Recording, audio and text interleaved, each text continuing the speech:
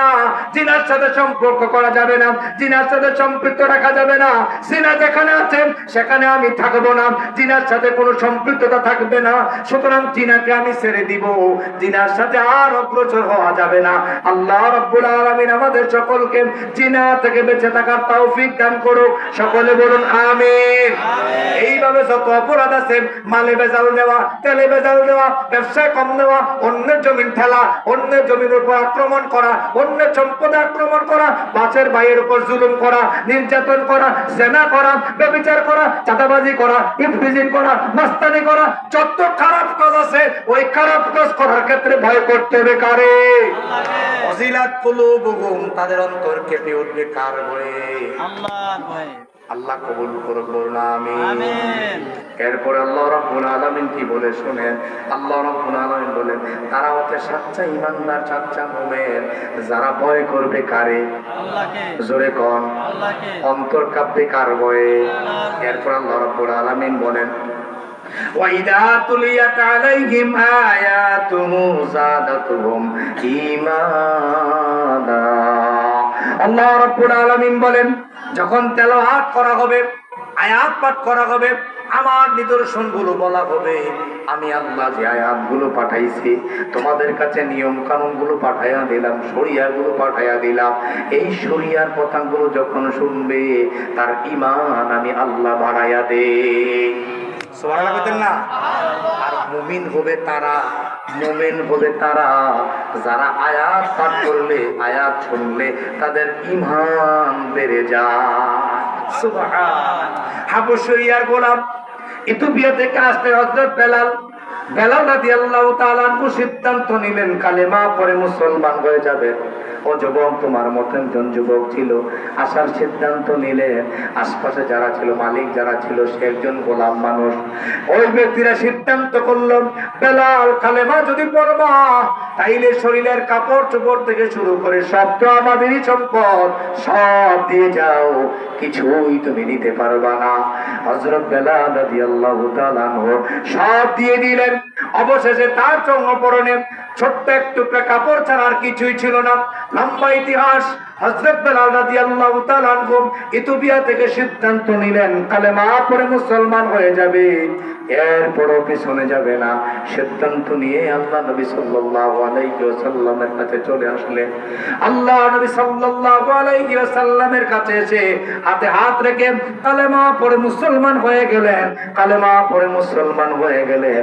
এইদিকে মক্কার কাফেরেরা, মুশরিকরা শুনতে পারল বেলাল নামে একজন গোলাম কালেমা পড়ে মুসলমান হয়ে গেছে। জিজ্ঞাসা করা হলো, বেলাল কালেমা পড়ে মুসলমান হয়ে গেছে নাকি? কালেমা পড়ে মুসলমান হয়ে গেছে। বললে, বেলাল কালেমা ছাড়বে কিনা? আল্লাহ নবীর সাহাবী হযরত বেলাল রাদিয়াল্লাহু তাআলা আনহু বললেন, না না না, দুনিয়ার সব ছেড়ে দিতে পারি, এরপরও কালেমা ছাড়তে পারি না। আল্লাহু আকবার। যাদাতুম ঈমানা, যাদ মুসলমান, কান খাড়া করে মুসলমান। ঈমানের জন্য হযরত বেলালের ছাড়া চড়িলেন, চাবুক মারতে থাকে, চাবুক মারতে থাকে। একটা পর্যায়ে হযরত বেলাল রাদিয়াল্লাহু তাআলা আনহু দুই পায়ে রশি বেঁধে মক্কার অলিতে গলিতে ঘোরানোর জন্য ছোট ছোট ছেলে মেয়েদের হাতে তুলে দেওয়া হয়। হযরত বেলালকে ওই মক্কার অলিতে গলিতে টেনে ছেড়ে ছেড়ে বেড়ায়। এরপর বেলাল রাদিয়াল্লাহু তাআলা, আমার মরণ যেন হয় তোমারই কাছে মিনতি আমার, তোমারই কাছে মিনতি আমার, ওগো রহিম রহমান। ঈমানের গোস্ত দিলেন, পুষবে করলো, সব দিলেন। এরপর হযরত বেলাল ঈমান দিলেন না। সুম্মাইয়াকে বর্ষার আঘাতে হত্যা করা হলো, বর্ষার আঘাতে শাহাদাত বরণ করা হলো। এইভাবে অসংখ্য প্রমাণ আছে, অসংখ্য হাদিস দ্বারা প্রমাণিত বিষয়। অনেকে এইভাবে কষ্ট পায়, ঈমান বিক্রি করা যায় না। সাহাবায়ে কেরাম রিদওয়ানুল্লাহ আজমাইন যারা ছিলেন, জীবনের সব দিয়েছেন, এরপর তারা ঈমান থেকে নড়ে দাঁড়ায়। তাদের উপর আক্রমণ যত বেশি, তাদের উপর টেরাসোক মানুষের এখনো আছে নাকি নাই? কিন্তু এই জন্য কি ওলামায়ে কেরাম ঈমান ছেড়ে দিয়েছে, কাজ ছেড়ে দিয়েছে, কথা এক জায়গায় না এক জায়গায় বলা চলছে। এজন্য ইমানের কথাগুলো যেভাবে হোক বলিষ্ঠ কণ্ঠে, আমি একটা অনুরোধ করে যাই, সব জায়গাতে গর্ফের কইরেন, ইমানে কোনো গর্ফের কইরেন, বেঈমান হয়ে মারা যাবে। কথা বলে কার ভয়ে অন্তর কাঁপবে? দুই নম্বরে এতক্ষণ আমি আল্লাহর ভয় অন্তর কাঁপা বুঝাইছি, পাপও করলেন আবার অন্তরের ভয়ের কথা বললেন, এটা প্রকৃত ভয় নয়। আমার দেখা অনেক দৃশ্য আমি আপনাদের সামনে তুলে ধরেছি, কোরআন হাদিস থেকে কিছু বর্ণনাও দিয়েছি। দুই নম্বরে ইমাম গুলো বর্ণনা করা হলে তাদের ঈমান বেড়ে যায়। সুবহানাল্লাহ কোন।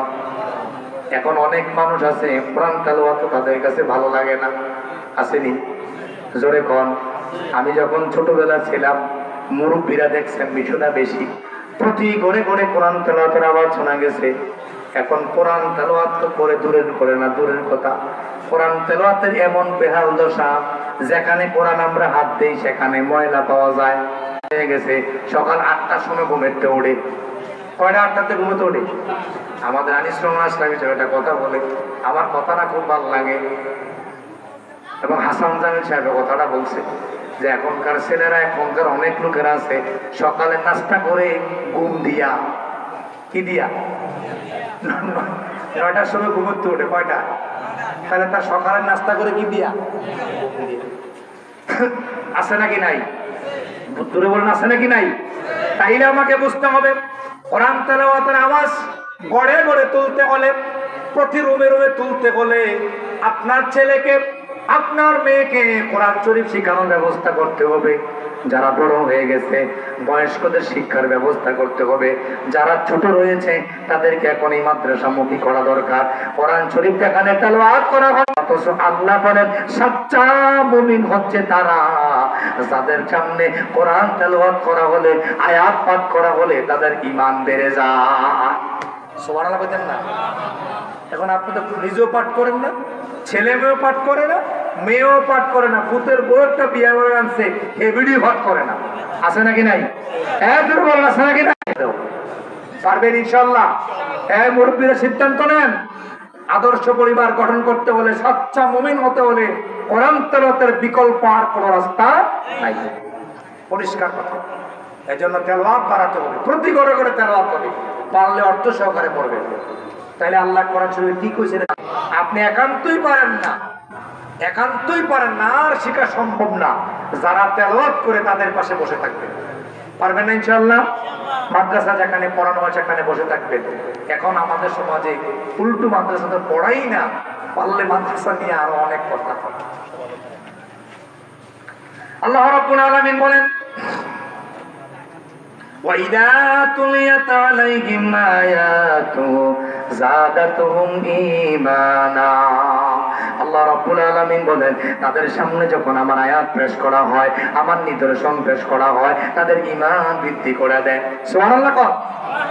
তাইলে আপনাকে আমাকে আল্লাহর কালাম করতে হবে, আল্লাহ নির্দেশনগুলো দেখে দেখে, আল্লাহর বিধানগুলো দেখে দেখে আমাদের সকলকে শিখতে হবে। আল্লাহ তৌফিক দান করুক, সকলে বলুন আমিন। এই গেল 2 নাম্বার গুণ। 2 নাম্বার গুণ হলো তারা তেলাওয়াত করবে, তাদের সামনে আয়াত পাঠ করা হলে তাদের ঈমান বৃদ্ধি পাবে। 3 নম্বরে ঈমানদার বোঝাচ্ছা ঈমানদার হবে তারা, তাদের 3 নম্বর বৈশিষ্ট্য হবে ওয়ালা রাব্বিহিম ইয়াতাওয়াক্কালুন। তারা সব সময় ভরসা করবে কার? জোরে কোন? ভরসা করবে কার? আমার দিকে তাকান, ভরসা করবে কার? এখন অভাবে আছেন, ভরসা করবে কার? এখন অভাব শেষ হয়ে গেছে, ভরসা করবেন কার? বিপদে পড়ে গেছেন,